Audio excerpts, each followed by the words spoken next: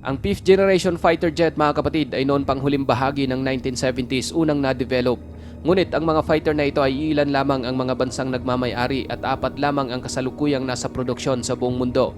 Isa na rito ang Hindustan Aeronautics Advanced Medium Combat Aircraft o AMCA ng India. Inaasahan mga kapatid na ang twin-engine jet na ito ay mayroong feature na talagang tinataglay ang isang 5th generation fighter, kabilang ang super maneuverability, supercross, stealth features at advanced networking system. Mayroong mga report na ang mga susunod na bersyon ng nasabing aircraft ay magkakaroon din ng isang 6th generation technology. Mula sa masinsinang pagpaplano hanggang sa tuluyang paglipad ng eroplano, ang pinag-uusapang AMCA Stealth Fighter Program ay sa wakas ay naghahanda na sa pagpasok sa yugto ng produksyon. Sa ngayon mga kapatid, ang Advanced Medium Combat Aircraft na ito ay ang underdog na maaring magdala sa India tungo sa mundo ng mga stealth jet technology. Sa video na ito ay sama-sama nating alamin ang katangian ng isang most advanced fighter jet ng India. Pero bago tayo magpatuloy, isang like lang po ang hinihingi ko para sa video ito. Malaking bagay na po yan bilang suporta sa ating bawat in-upload. Back to the video.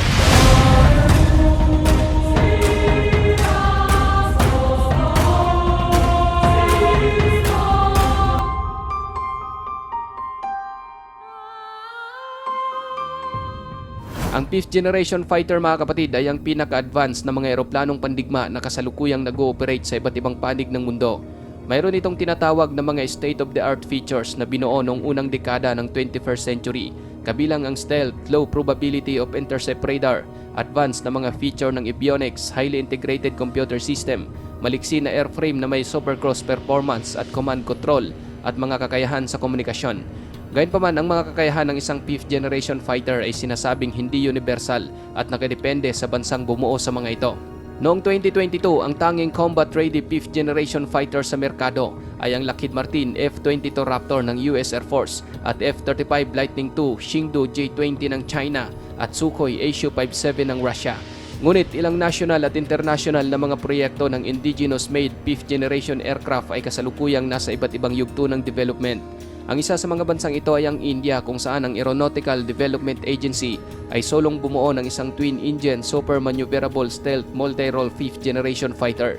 Sa kalagitnaan hanggang sa huling bahagi ng 2000, nilikha ng India ang programa ng medium combat aircraft upang bumuo ng isang fighter na may stealth feature.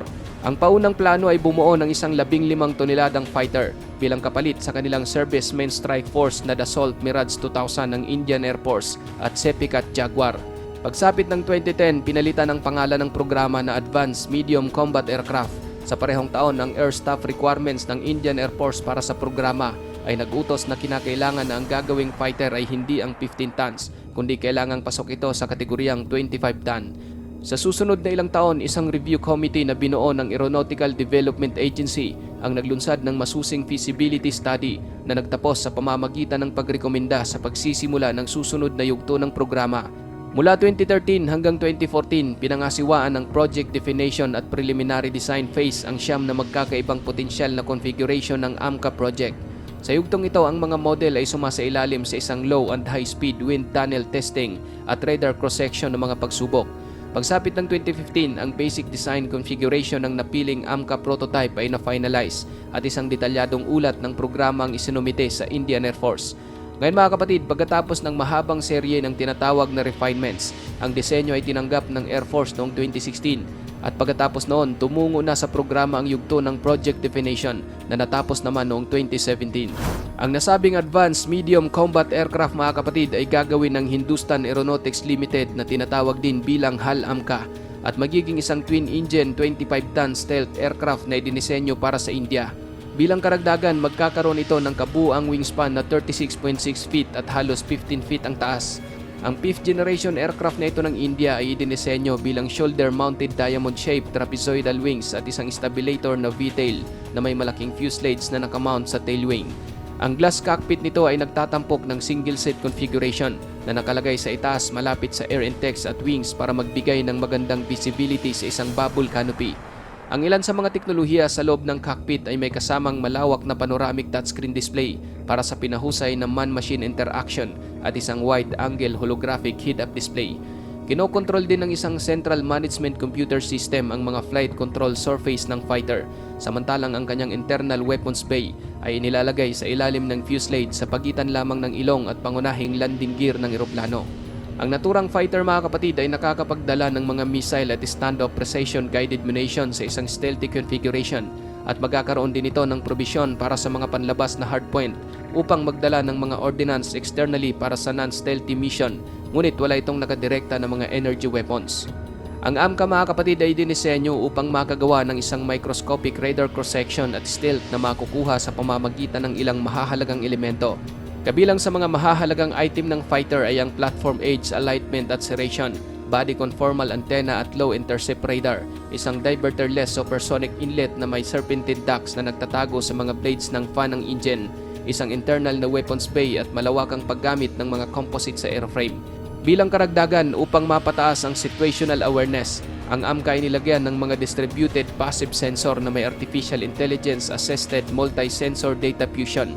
Ayon sa mga opisyal ng Indian Air Force, ilalagay na nila sa mga susunod na modelo ang mga umuusbong na 6th generation technology, kabilang sa mga potensyal na katangian ng optional na pinapatakbo ng tao, nakadirekta na mga sandatang enerhiya na may kakayahang kontrolin ang mga UCAV at swarm drone.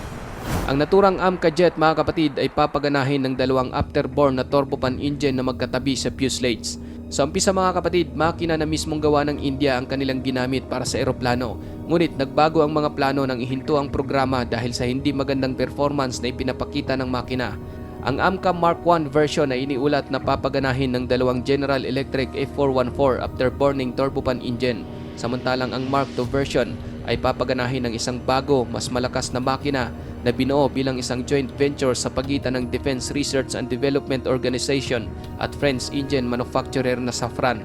Ang Safran mga kapatid at Hindustan Aeronautics ay una nang nagtulungan sa isa pang katulad na proyekto, kung kaya't ang AMCA deal ay inaasahang magkakaroon ng maayos na operation. Ayon sa mga opisyal ng India, sa sandaling makumpleto ang kasunduan sa France, ang fighter at development ng makina ay mag-ooperate ng magkasabay upang matugunan ang lahat ng time frames. Ang pagunlad ng programa ng AMCA ay mamarkahan ng isang makabuluhang pagbabago para sa India sapagkat ang kanilang Air Force ay kasalukuyang nasa ilalim ng kakulangan ng mga fighter laban sa lumalaking puwersa ng mga kalaban. Noong 2015, mahigit 4,000 katao ang nagtutulungan sa proyekto. Nagmula sila sa Aeronautical Development Agency, Hindustan Aeronautics Limited, Defense Research at iba pang Indian at dayuhang kumpanya at subcontractor. Matapos matagumpay na makumpleto ang feasibility study, ang unang computer-aided na disenyo ng fighter ay pinakita sa Aero India event noong 2019. Noong namang March 2022, inihayag ng Defense Research and Development Organization ang isang mahalagang milestone sa pag-unlad ng AMCA. Sa isang opisyal na tweet, inihayag na ang organisasyon ay nagsagawa ng isang metal cutting ceremony na minarkahan ang unang hakbang sa pagbuo ng next generation fighter jet prototype ng India. Ang mga natapos na unit ay inaasahang sasailalim sa isang structural testing bago ma-install sa unang prototype. Bukod dito, inaasahang magaganap ang unang flight sa bandang 2025 at maring magsimula ang serial production sa 2030. Para sa Indian Air Force mga kapatid na mayroong humigit kumulang 30 fighter squadrons, ang programa ng AMCA ay napakahalaga. Ang Air Force fighter kasama ang naval variant nito ay nilayon na maging nangungunang provider ng manned tactical air power ng parehong mga serbisyo sa mga darating na dekada. Kasalukuyang pinaplano ng Indian Air Force na bumili ng advanced medium combat aircraft ng Hindustan Aeronautics Limited na may 7 inisyal na squadrons. Ang unang 2 sa Mark I configuration na may imported na makina at ang natitirang 5 sa Mark II configuration na nilagyan ng upgraded indigenous engine.